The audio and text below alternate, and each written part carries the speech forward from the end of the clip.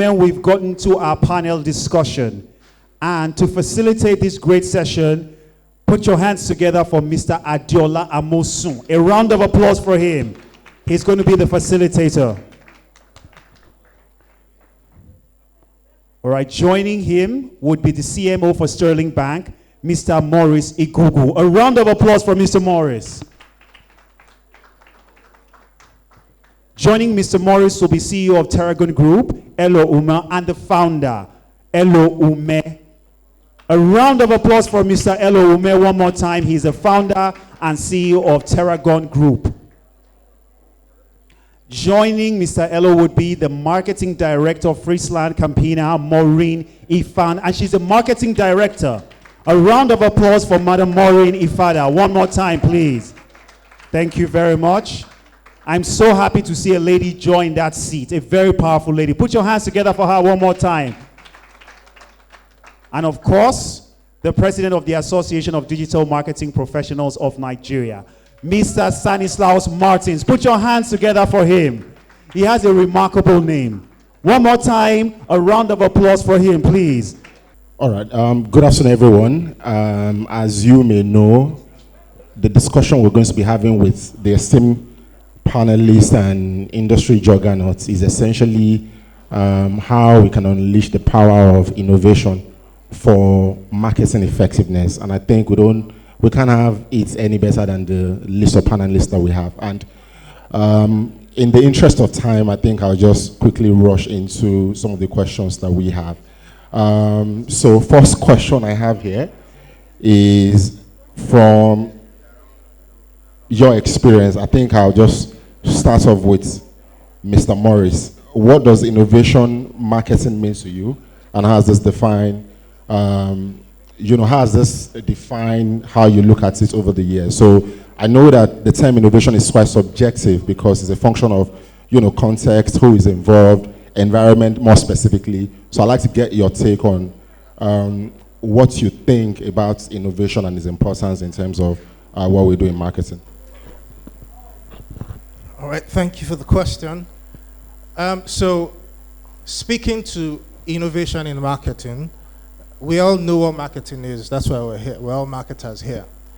But the innovation bit there comes in the sense of how you do your marketing. And I'll speak to two quick things. Number one is technology. So when it comes to innovation, what technology are you using to facilitate how you market?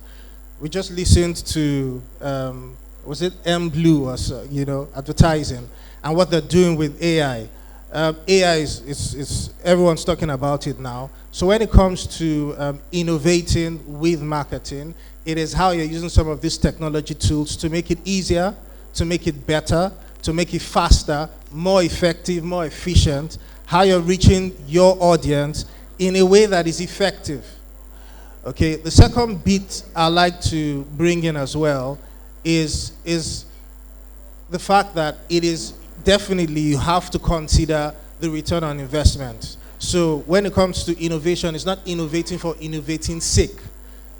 There must be some returns. There must be somehow it is making your work get better, faster, and obviously also churning out more results for you in terms of profit. So I'll stop there and let others speak to that as well. All right. I think I'd like to get your take, I'd like to get your take on what Mr. Morris has just responded to, which is understanding what innovation means to you in marketing and how this has evolved over time. And as a rider to that, I'd like to also get your take on innovation is a conversation that we've been having in this field and even globally.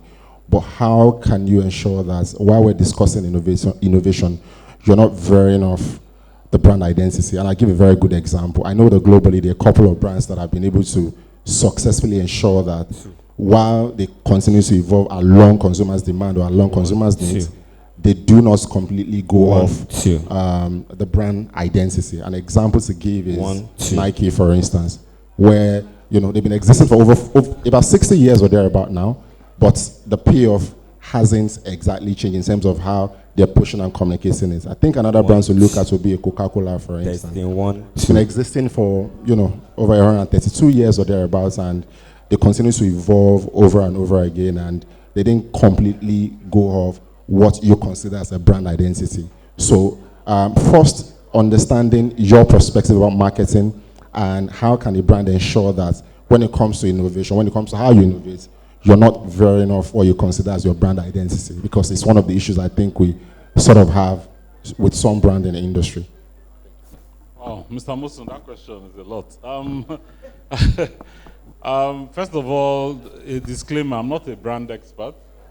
So brand identity and stuff will be a little bit foreign to me. But I'll make some comments on marketing and also innovation. So I've played in marketing now for I've been in mobile for 21 years. Of those 21 years, 15 years of it has been in marketing technology. I'm sure there are people here who have spent a lot of time with how digital and social has evolved. We used to have a business called Twin Pine, which we launched a few years ago. It's now maybe a cake. But our view of Twin Pine, we had a proposition of a mobile advertising network, but that was the primary thing. That was what created value. However, what a lot of people know Twin Pine for was for a research report that we used to publish. For a few years, right? And that's the first foray of many advertising professionals thinking about or raising the awareness of social and digital media and mobile advertising had its roots in that report. That is innovation. So why do I say that is innovation? I feel very strongly about it because innovation is a small but incremental change in the way you do things. But it doesn't just stop there. It has impact on a whole bunch of people, right? That means it has wide acceptance and it's scaled. When Google launched in this market, they were referring to Twin Pine reports in their presentations to a room of this size of people. So that made the business an authority. But the reality of it is, or when you think about Money Point, most of the things Money Point is doing, banks have been doing it. But what did they do? They did something more incremental that changed and drew and anchored it on financial inclusion. So the scale of its success then went crazy. So everybody here is a marketing practitioner. I don't need to define what marketing is. I think what we need to spend some time on is real life examples of what innovation is, practical examples. Most of the time, I find that when people hear about innovation, everybody is afraid. Everybody thinks that it's a big thing. My definition of innovation is very small but incremental change in the way something that already exists is being done. That's really how I think about it. Thank you. Thank you so much for that feedback. Again, because of the brevity of time, we'll try and be a lot quicker. So my next panelist, please do well to respond to the question within the next 2 minutes or 1 minute. So I'll come to you, Mrs. Murray, and I'd like to get your take on the innovative trends that you think is going to shape this marketing industry between now and the next 5 years. I know we're beginning to see a number of them, right? And these things are going to continue to be relevant even, in the next 3-5 years or even beyond. But from your experience, what are the trends that you're seeing or you're beginning to see that will shape marketing between now and the next 5 years? Thank you. All right, thank you. So I think AI definitely, we cannot overemphasize the impact that AI would bring to the business, to marketing. But I think it's also important for us not to lose the human storytelling of marketing, even while there's AI. So AI for me should enhance marketing and not replace it. So that means we should be able to use AI for, data while we continue to stick to the original concept of marketing, which is storytelling. So I think AI will do quite a lot. A lot is already happening in the digital space. So of course, digital. For me, digital will now change marketing. It will change the way we do marketing. So it's important, that we of course look at the digital trends that are happening. Something else I think will shape marketing would be around influencer marketing. More and more we see the rise of influencer marketing. Short video content, so you can practically, a lot of people I don't know how many people still watch traditional media, right? The likes of TikTok, Reels. I mean, my mother is on TikTok, and my mom is 83 years old. My daughter installed TikTok for her, and we've had no peace since then because she's always on TikTok. So those are some of the trends that will continue to influence marketing going forward. Thank you so much for that feedback. I think you've used one stone to kill two birds, because the second question I was going to ask was going to be in the aspect of even though AI is the in thing, how do we ensure that we're not losing track of human touch? So I think you already answered that. So my next panelist, the question is, how can we ensure that when it comes to metric of measuring how effective our innovation is, what are those key metrics we need to look at? Because we're in the business of numbers, so as much as you might have flowery promises or what certain things are going to do, people are still bothered about what the numbers are saying. So what are the metrics we should look at? So first and foremost, let me congratulate Advan for putting together such a fantastic event. I think it's high time in the industry when we come to advertising, marketing related events like this. Technology needs to begin to play a key part, because it's really, really disrupting what we do, pretty much. So the way I would respond to that is, sorry, just take that question. Key metrics to measure. Okay, so key metrics, okay. So for me, again, it always starts from the consumer, the customer. It's not always going to be one bird kills every stone. As long as you're very, very clear on what the objective of a campaign is, it's easy to define the metrics and ensure that the campaigns and all the activities you're carrying out are aligned to suit that. I think one of the advantages that digital brought in is, we've always done this with digital. If you're a digital person, you know what, when I say lifetime value of a customer, LCV, we don't joke with those kind of metrics in digital.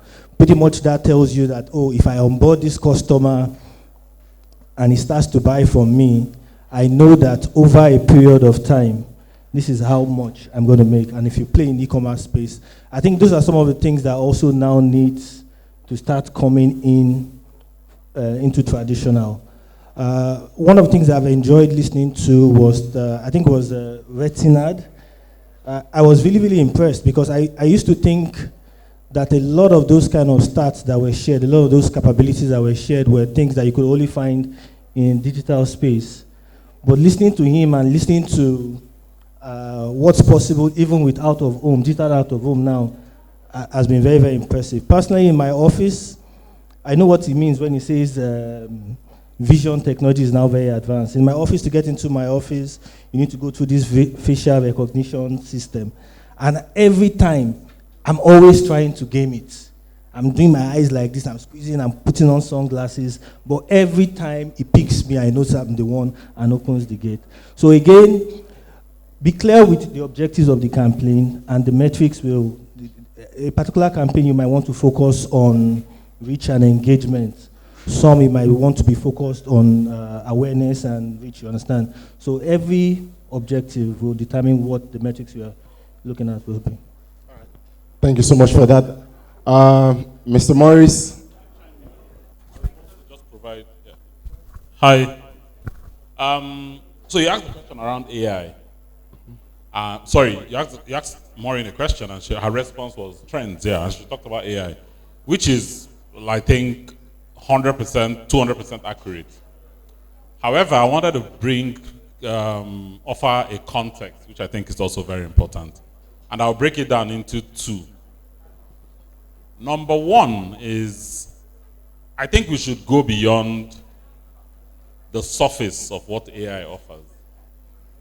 And we should think about, and I think her response as well around the human touch connects to the second part of my response. So, to leverage AI, right, for any brand, marketer, whatever, to leverage AI, you need to have a plan in place to aggregate data, and your data must be in the cloud before you can leverage AI in a meaningful way and for it to create long-term value for you. The other, and that is also how you will be able to maintain the human element to customer engagement and interaction. That is the reality. Because I've seen the presentations I saw here, Indomie, Colgate. The fact is, those are millions and millions of consumers just in Nigeria, right? And you say, oh, TikTok will take care of those millions and millions of consumers for me. However, a lot of people would make presentations where the customer's journey starts at 6 a.m. and the customer is doing something. And then the customer ends up at a pub in the evening, right? There are media planners and advertisers here. We've seen those presentations. But the touch points around that customer's journey is aggregated data. That aggregated data needs to interact with other data sources. Where are those other data sources? They are in the cloud. The models that help you engage that customer is AI. So you don't just jump to AI in a society where shortcut is the norm, right? The short term. Thank you. Thank you so much for that. So we've been talking so much about innovation, but I think what we haven't mentioned is the fact that innovation, as we know it, it is also not 100% bound to succeed or work. Now, if you're looking at your crystal ball, which innovative ideas would you think it is worth pursuing and scaling? Mr. Morris. All right. Okay. So first and foremost, I think the first attitude to have as an organization is one of experimentation. And I think that's one thing that we don't have a lot in this climate. So for example, establishing an R&D department, for example. How many banks, how many institutions in Nigeria, for example, have the time to establish an R&D department? One that its focus is simply to experiment and try things. And I like to speak to, for example, what Google, most of us already know this, with the 20% rule, where Google basically will say to their employees, you have 20% of the time to carry out your own experimentation on your own ideas and passion points. Do what you want to do with your 20%, give us 80%. And surprisingly, some of the best products that they have come out of that experimentation or that, that culture. And you have other examples. The bottom line is, if we don't embrace the culture of experimentation, the freedom to fail, we'll never ever get to the point where we become innovators in the real sense. And so I'll say to the question that you asked that the thinking here is just keep trying it. Try whatever products, whatever innovations that you have in your head. Experiment. Give yourself the room to experiment. In that process, you definitely have a strategy to ensure that whatever things you're trying out and doing, you're also testing with your audience, testing with the people who you're bound to sell it to. And eventually you find something that resonates. When you do, you know you struck gold, then you double down on that. So again, I'll say that that's basically what my thoughts are.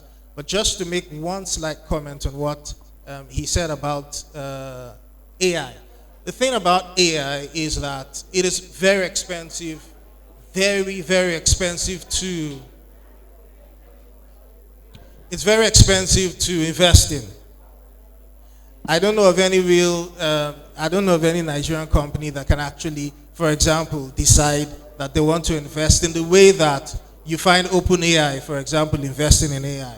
So, but again, there are little ways in which you can start using available platforms to innovate within your own small system, your ecosystem, whether it's an individual or whether it's an organization. Use what you have available and start the process. As you scale, you find what works and you'll be able to build. Yeah. Thank you so much for that submission. I'd just like to ask the final question, and I think I'd like Mr. Stanislas to take that. And it is to understand what the future marketers, what are skills the future marketers need to develop to thrive in an innovation environment or in an innovative environment. Mr. Stanislas. Thank you. So 2 things. I think the point you ended with works as well, is to have that constant hunger for experimentation. I think that's very, very critical, or else you just stay at the edge. The other one is we're generating more data than we have ever done. I mean, probably the data we generate in a day now is probably more than data that was generated in the whole of maybe 1980, for instance. So we need to start getting comfortable with data analysis. Very, very important. And again, data analysis now, yes, you need to know some maths, you need to be able to analytical and things like that, but AI also comes in here as well. AI can help you. You have that massive amount of data. Get out of your comfort zone. The thing I know with FMCG brands, for instance, retail brands, for instance, you guys are sitting on a ton of data already. There's a lot of data points to play with. So for me, those 2 things, data analysis and that experimental mindset will help. So just to buttress his point, indeed there's a lot of data. I think what marketers need to do is to translate those data into strategies and bold actions. So that's where, there's a lot of data, and really that's what AI should help you do, to simplify those data. But what do you do with the data? Are you able to translate those into strategies and bold actions? Thank you so much for that feedback. I think from where I also stand, one of the biggest issues that we have, do you want to chime in on it? Okay, please. So I just want to mention something about this. There's a lot of data that goes around us, okay? But the point I want to make is, we actually, as long as I know, we don't collect that data in a way that makes it meaningful. There's a lot of data that goes around us, whether it is FMCGs, banks, but we don't collect them in a way that we can harness them for value. So I think the first point to start, there's a lot of data, yes, agreed, but the first point to start is, how are we even collecting that data in a meaningful way? Thank you so much for that. I was trying to establish earlier, as all my panelists have said, I think one of the biggest issues that we have is the interpretation of data. As much as we have issues around, data, sometimes accuracy, sometimes availability of it, the other issue that we have, as they also rightly referenced, is the interpretation of data. Now, in the interest of time, I think what we'll do right now is to get questions from the audience. We're okay taking 2-3 questions from the audience. My question is actually very simple. It is innovative. I want to especially say thank you to Mr. Elo for how you defined innovation, using small things to create incremental growth. There's a way you said it, and I kind of like it. So this is my question. When we talk about innovation, all I hear a lot is digital, digital, digital, digital. So the question is innovation only about digital, or there's more to it? Thank you. So yeah, to the question, I gave two examples when I defined innovation. One is a very, very traditional example, which is financial inclusion. Helping people who are unbanked use banking channels that they are comfortable with. So, and then I gave a different example, which was a byproduct of a purely technology company, but was focused on research and data. And that was very deliberate. Because we talk about things like OpenAI, like my colleague talked about. We will not use that. Some of us already use OpenAI, right? And I think those who are not using it, it's very, very important that you start to use it. It's like, not using OpenAI is like not getting on Microsoft Office. That's the fact. So, it is not limited to digital. Innovation is not limited to digital. However, what is the idea of innovation? The idea of innovation is to make things better. That's to make something better, to make something work better. And it's either to, when you go to project management, what's it called? One of the first frameworks you learn is SMART, right? Specific. So innovation makes things more specific, measurable, accurate. That's like a way to measure the impact of innovation. So it can be applied in many different places. So from a media standpoint, how do you make sure that the measurement of the digital billboards is more accurate than before stamping a poster there and you don't know how many eyeballs, right? So there's now facial recognition. Martin just talked about this afternoon. So how can we see facial recognition, look at those billboards, and it's showing on a dashboard, and you can also have the identity of the person's eye that is looking at it so that you can do other things with that person. That's innovation. But it's starting from something that used to be traditional media, but it's no longer. Because if you go back to the SMART framework, it's making it more specific, measurable, blah, blah, blah, blah, blah. Yeah. They also requested the definition of innovation that you should remind them. Okay, it's okay. All right. Okay, so just to say that innovation is not only restricted to digital. Unfortunately, I think the digital innovations make more headlines. There's a lot of product innovation. I think just on Saturday at the NMA, the best innovative product was Lafarge that had the waterproof packaging. You have brands that have moved from the traditional packaging, for instance. So if you take EVAP, moving from the traditional tints into Tetra.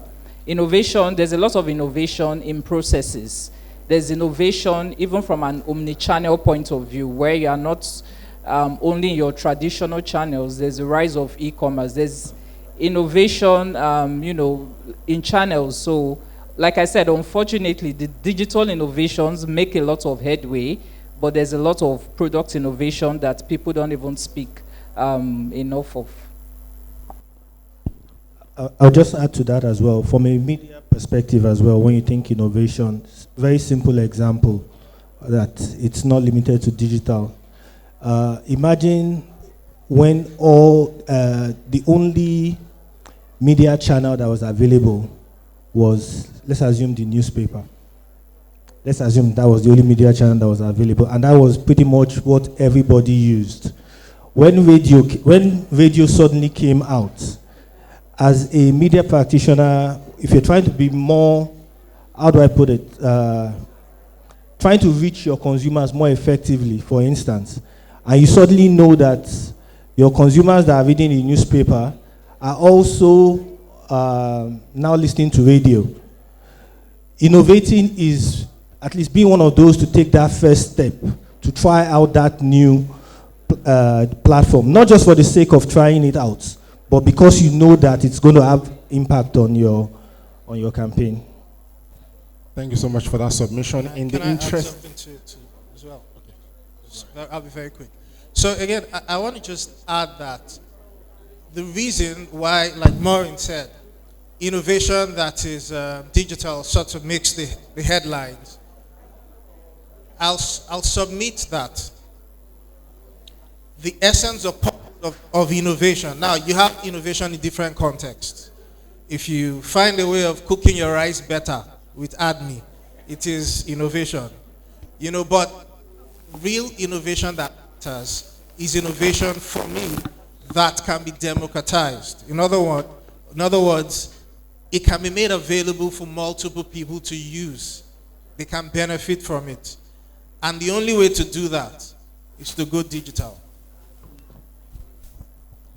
Thank you so much for that submission. Just to add like one or two to what Mr. Morris had said when it comes to innovation. For me personally, for instance, I used to look at innovation from the standpoint of having groundbreaking campaigns, you're never been done before, done like never been seen before. But right now, innovation from where I stand is a lot more about personalizing, making sure that the people that you've customized the experience for, they're actually being reached. So thank you so much, my panelists, for that, for sharing your wealth of experience with us on this panel discussion. I'd just like the audience to give them a round of applause as they go back to their seats. Thank you very much. A round of applause for them. They did a fantastic job.